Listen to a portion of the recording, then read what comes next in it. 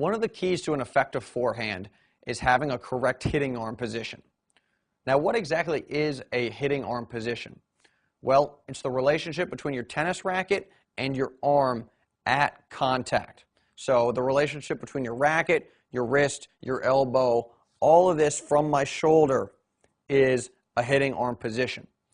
And there are a couple types of hitting arm positions you can use when you hit a forehand. This one's called the double bend because my elbow is bent, my wrist is laid back, so it looks like there's two bends in this entire structure. And this phrase was first coined by John Yandel. Somebody like Novak Djokovic commonly uses this hitting arm position.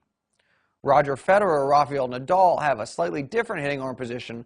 Their elbow is pretty much totally straight, so their arm is totally straight. They've still got their wrist laid back.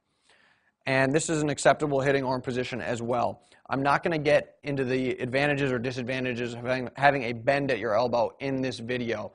What I want to emphasize is that the key to the hitting arm position is that before you hit the ball, as you swing up, you establish your hitting arm position.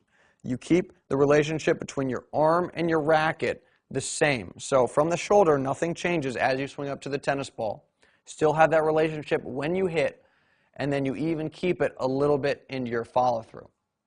And this is wildly important to understand because, particularly at the club level, you see a lot of people with spaghetti arms. As they swing forward, there's a ton of stuff going on, and that's wrong. What has to happen is as you swing forward, there'll be a point when you set into the hitting arm position, keep that at and through contact. Now, to illustrate this point, let's go to the FYB TV screen, and we've got a shot of Frank Salazar at contact right now, and he's got that double bend hitting arm position we just talked about. His wrist is laid back and his elbow is bent at contact. Now let's rewind it and go to the completion of his preparation.